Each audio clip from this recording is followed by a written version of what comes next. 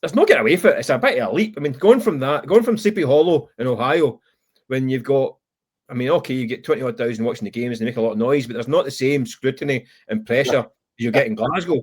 It's a family day out, mate. It is. It's picnics in the car park. It's. I believe that we can win, and Glasgow, you better win if you're a dead man. So it's slightly different scenario in Glasgow, but I think he's not daft. He knows this. I mean, he knows that he's walking into. It's an opportunity I think he's been waiting for, from what I can gather. So he's not going in completely blind. He is from Europe. I mean, he left France when he was 28. Yeah. He landed and went to America for his holidays and ended up staying for 20 years and becoming an MLS coach. Eventually, you get an interesting career path. It's not the kind of usual beaten track. So I think it could be quite an excitement appointment for Celtic, or it could be a wild gamble. I don't know. What the concerns are is that Celtic is. I think if this appointment was made in pre-season, it would be less difficult. But he's arriving at a time when Celtic have got major issues in the squad in terms of the recruitment in the summer. It's left holes in the squad. Also, a crippling injury list. Long-term guys out, big key players out for the long term.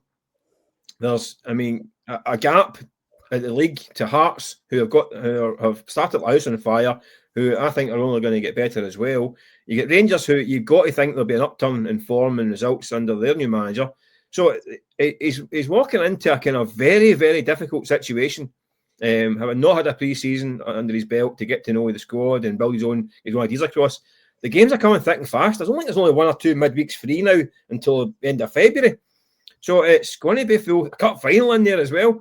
It's going to be full throttle. There's jumping at the deep end, and they're jumping in the deep end with a 10-ton weight in your back. Do you know what I mean? It's right in there. So if he's got the chops to take that job, then fair play to him. I think you could draw an interesting comparison there to Danny Rowe across the city. Yeah. Same set of circumstances. You're walking in fact, it's not even Danny Rowe was taking on an even more bleak set of circumstances. Yeah. Celtic are a trophy winning machine. They shouldn't require the drastic amount of work that Danny Rowe's taking on.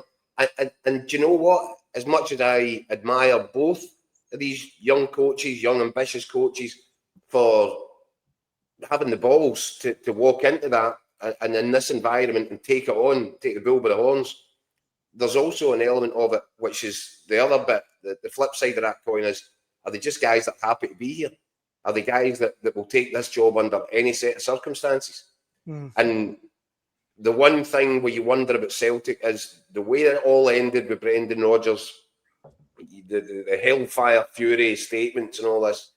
You just wonder if they've thought, well, used to use the words, Mick, the kind of high maintenance. Brendan Rodgers, have they decided to go really low maintenance here, and just a guy that won't make the same demands of them as frequently as Brendan Rodgers did? Because I'm not entirely sure that Celtic or Rangers, for that matter, are at their best when they've got, I'm not going to say a weaker character, but people who in charge of the team who aren't the sort of guys who throw challenges down at the people upstairs running the shop.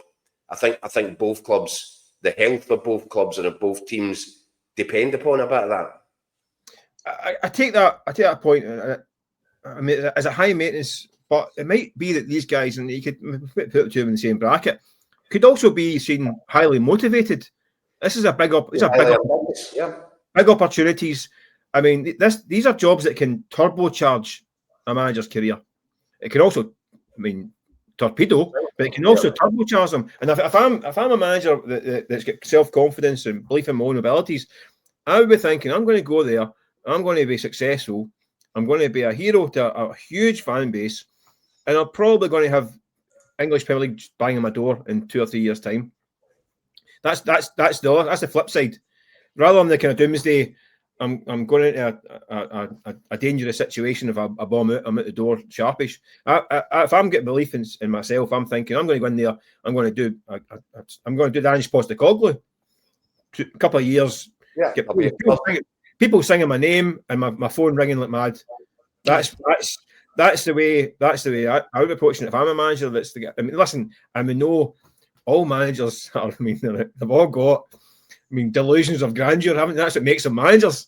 I mean, they've all got egos, and no manager thinks, well, I'm going in there, and it's probably going to work.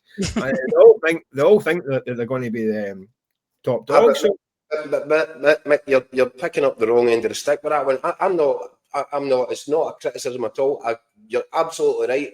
Every young manager, if given this opportunity, if he's got anything about him, any sort of self-belief, of course they're going to jump all over it. Of course they're going to want it. Yeah. What my concern is, the people that are making the decisions above this, are they wanting an easier life now? At Rangers. Yeah, I get that. Yeah. At Rangers, does Kevin Thelwell want a guy that, isn't going to kick up a fuss about transfers or who comes, who goes? Is he just delighted to get this opportunity? And have Celtic decided after the Brendan experience, part 2, that they want something similar? Yeah, I take that as well. But that's why often. Sometimes you see managers that get replaced, they go the complete opposite from the one that's left. Yeah. It's often the way, isn't it? It remains to be seen. Listen, they still have to get this deal over the line. I say it's not done and dusted yet, and there's a few things need to be sorted. So, but I think it's really interesting. I mean, it's fascinating. It's a major step into unknown, really. A bit like you say, a bit like Danny Rowe, another step into unknown. We got a smaller section to take from Rowe with obviously English experience. But as it's a complete leap of faith if it goes through. But I think it's quite fascinating. I must admit. We've got tons of comments in this, guys, and before we wrap up, let me just take another quick visit to the comment section before we finish the show. Robbie says Wilfried Nancy will not have the same structure behind him at Celtic as Columbus Crew, head of recruitment and data analysis, different tools, different effectiveness. Watch this space. Paul says, I find Nancy a rather underwhelming appointment if he's selected as manager. It could possibly bring more turmoil to the AGM, in my opinion. Paulio says MLS is a higher rated league than the SPL. Nancy is a manager on the rise. And John says that the problem is the new manager, is he going to be backed properly in the January transfer market? Celt88 says they went for a guy that won't be asking for players. He's used to working under a general manager. And it's actually Paul again. He finally says, Keith, Dan, Mick, Rangers and Celtic claim to be big clubs with great gravitas in Europe. Well, Roll and Nancy as managers say different if that's the level of appointments. So, lots of opinions on it. Whatever happens, it's definitely going to be a big win. I can't argue with that. And I think that is another interesting sort of debate to be had. Because I still would regard the jobs at Celtic Park and at Ibrox as among the top level jobs in British football because of the size of the club. I'm not talking about the size of the league. Mm-hmm. I'm talking about the size of the club, the sort of the global reach, the intensity, the everything about it. And I know there'll be a lot of people out there that say, wouldn't touch it with a barge pole if I got offered Bournemouth or an aspiring championship club, Coventry City.